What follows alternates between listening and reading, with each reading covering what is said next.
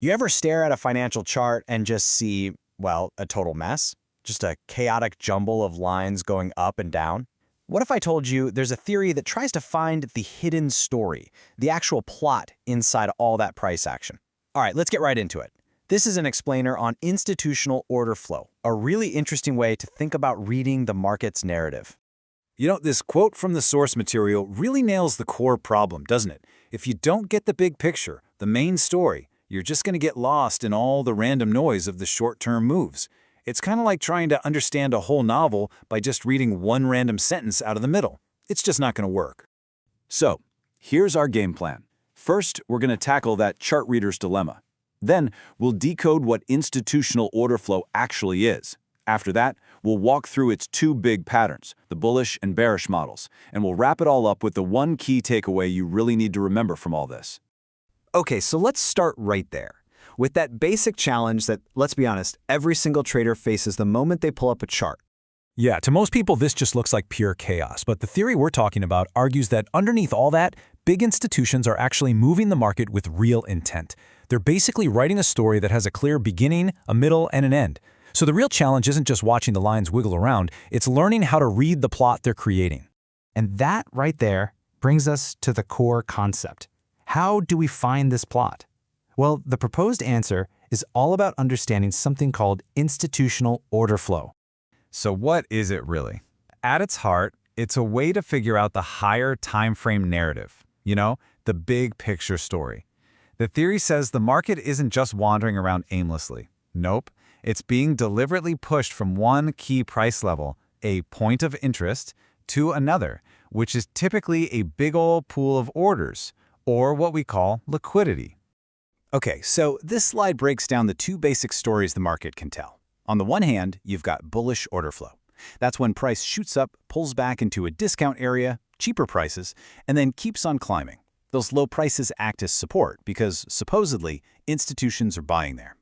And on the other hand, you've got the total opposite, bearish order flow. Price drops, rallies back up to a premium or more expensive area, and then continues to fall, because those higher prices are acting as resistance. All right, let's dig into the first big pattern. We're going to see how this idea builds into a very specific, recognizable plot for a market that's on the rise. This is what's called the market maker buy model. The best way to think about it is like a schematic or a roadmap for how price is theoretically guided from a low point of interest all the way up to a high liquidity target. Now this plot has four main acts. Act 1. The market sets up a target. It goes sideways for a bit, which builds up a pool of orders, that's our liquidity, just sitting there above the recent highs. Act 2, the twist. To fool the crowd, price gets shoved down into a discounted area. Act 3, the reversal. A really sharp signal appears that shows the big players have flipped their positions. And finally, Act 4, the climax. Price explodes upward with a ton of urgency, heading straight for that liquidity target it created way back in step 1. Okay. This part is absolutely crucial, the reversal signal. It's called a market structure shift.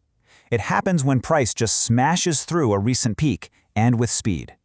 This move is often so fast, so one-sided, that it leaves behind a gap or an imbalance on the chart. Think of it like a vacuum where price moved so quickly that things didn't trade smoothly. According to the source, that imbalance is like a giant footprint, a clue that the whole story has just flipped from bearish to bullish. Now let's flip the coin over and look at the other side. And here's the great part. If you understood the buy model, the sell model is going to feel incredibly familiar. And this is what's so elegant about the theory, the symmetry. The market maker sell model is just a mirror image of what we just saw. If the exact same logic applies, it's just flipped upside down for a market that's heading south. See? The parallels are so clear. First, a liquidity target gets created below the old lows. Second, price gets pushed up into a premium zone, which tricks traders into buying. Third, we see that big reversal, a market structure shift, but this time to the downside. And finally, price dives aggressively to go take out that liquidity target, and bam, the story is complete. So at the end of the day, it doesn't matter which direction we're talking about. The core principle is exactly the same. You're on the hunt for that key moment, that shift in structure confirmed by a price imbalance that's basically screaming at you that the market's plot is about to take a major turn. All right, let's tie all of this together now with what is probably the most powerful and fascinating idea in this whole theory. The whole thing hinges on this one core concept, that these patterns, these story structures, are fractal. What on earth does that mean? Well, think of a fern leaf. The shape of the entire leaf is repeated in every single one of its smaller branches. This theory argues that markets do the exact same thing. The patterns you can spot on a yearly chart are repeating themselves on the weekly, the daily, even down to a 5-minute chart. And here is why this is such a game changer. That big, high time frame pattern, that's the novel's main plot. The smaller, low time frame patterns, those are just the individual chapters, or maybe even the scenes within that larger plot. So, by figuring out the main story first, every little up and down tick on the chart suddenly has context.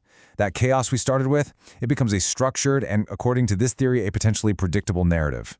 So I'll leave you with this question to chew on. If this fractal idea is actually true, if the market is really telling the same story over and over again on every single scale, from the yearly chart right down to the 1 minute, what does that suggest about the fundamental structure of how price itself moves?